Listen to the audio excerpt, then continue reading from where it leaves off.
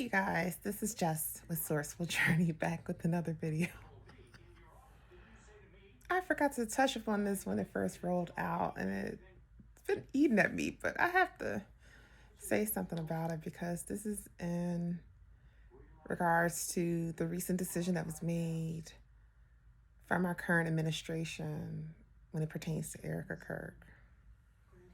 Total shock. She was just appointed a position maybe about a week or so ago to the U.S. Air Force Board. Erika Kirk. I know I'm not the only one that has questions about this, but it's like how? What background? What within her background would make her a viable candidate for a position such as that? I was just about to say mind boggling. Out of all possible potential candidates, you choose that individual. One who doesn't have any, I guess you could say, any military background. Doesn't appear to have any military knowing, actually. And this is not a dig at her for her being a pageant girl or nothing like that. I can care less. But just stating facts. Where on a resume makes her a viable candidate, a viable contender for positions such as this to be on the U.S. Air Force Board? Furthermore, regardless of what side of the aisle that you're on, whether it's red or blue in the middle, as a lot of us who choose to be independent, we have to take the blinders off and truly look at what's happening here and question why. Honestly, it's like that whole notion of the little red button. You know how they say, don't push the red button. And you're handing it off to a 3-year-old and telling them, don't press that red button, Jimmy. Knowing damn well Jimmy's going to press that button whether you like it or not. That is a scary scenario to be looking at. It's very scary. And especially with the background that she has, with all in regards to that foundation she had put together that was overseas and all that came out with that and how it was all connected to the fouls and all of that great stuff. Great stuff. It's an embarrassment. Hell, if you were going to give the position to someone who would be slightly credible, who don't even have any military background, but maybe have some sense of knowledge when it comes to the political sect, you would have been better off choosing someone like Candace Owens, to be exact. It's very disturbing, Donald. Not that I don't know if you'll ever see this video, doubt it, but I don't know. Never know, I guess, right? It's pretty alarming. Like, who was a part of that decision-making process? Or made them say, oh, this is a phenomenal candidate. And she's been just on a roll, just living life, because you're supposed to be grieving, right? I mean, after all, you lost your spouse. Right? And then you're groping up on someone else's spouse, i.e. J.D. Vance and all this other weird nonsense in front of us for the world to see. And you're expecting people to support you, to even want to acknowledge you. When you're carrying yourself like that, you're not carrying yourself like a woman of means, but you're carrying yourself as a loose woman. And somehow you mysteriously got that position. How interesting. I say all that to say, this is going to be an interesting sight to see. And sadly enough, this is why on a global scale, we're not being taken seriously anymore. And it's sad. It's so sad. I guess we'll have to see how this pans out. But I know one thing for damn sure.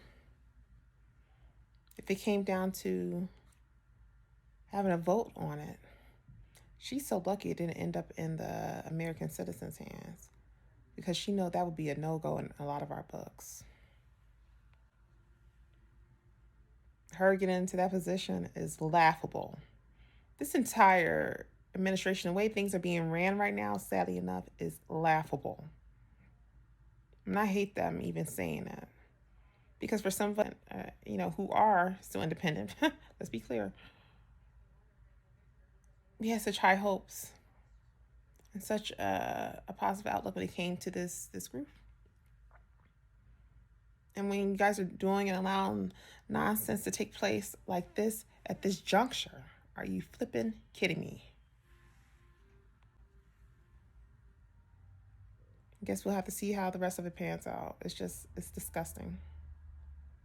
Especially knowing the reputation she's taken on before Kirk had passed away, even after the fact. I'd like to know what you guys think about this. Erika Kirk being chosen as a United States Air Force board member now in 2026. What do you guys feel about it? To be quite honest with you, I am disgusted. I feel like my stomach is doing flip-flops when I just finished breakfast. It's not because of the food either. But it's just disgusted because our political system is fucked at this point. And for a lot of us who studied in the field, for some of you guys who are coming on to my page, you may have not scrolled down further in my videos, but you'll also know that I'm a political science graduate as well. I have some pretty close connections in terms of the space itself, without saying too much. Been through the whole thing of even being engaged to a politician. A complete different story. That was a fiasco. I almost said the other word, but that was a complete fiasco. We'll never do that again. Well, I'll never say never do that again. I don't know what the future holds. I will never say that. Oh, I'll never marry a politician, or I never get engaged to what. I would never say that. Never say never.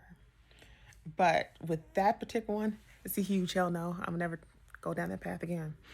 Anyhow, for a lot of us who have a love for country and a love for the study itself, and actually loved it enough to pursue a degree in it,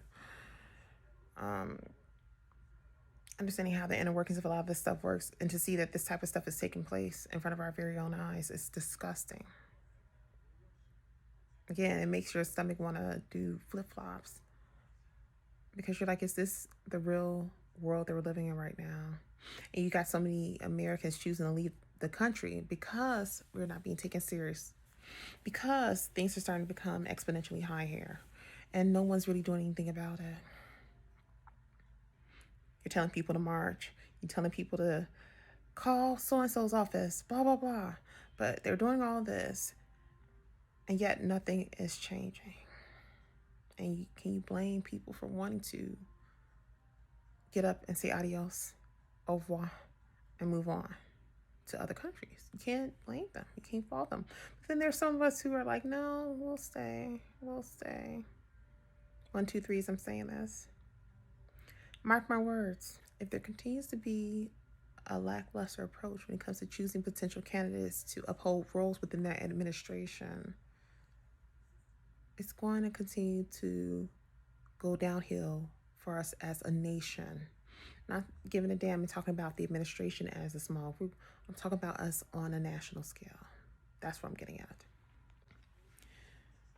So that is all for this video, you guys. Don't forget to like, share, and subscribe if you haven't done so already. Be interested to hear you guys' thoughts about it. When you guys first heard about it, how did you feel about those details? I'm really at loss of words. It's so funny because I've been meaning to talk on it when it first came out, but I totally forgot. And I realized, like, wait, I haven't said anything on the topic yet. But here I am. definitely am truly praying for this nation, not only our nation, but I'm praying for the globe at this point because so much is going on. And all we can do is just continue to get through this thing called life, but at the same time, just hold on for this crazy ride. Until next time, you guys, I'm definitely sending you off with love and light, and I will see you in the next video. Be blessed, everyone.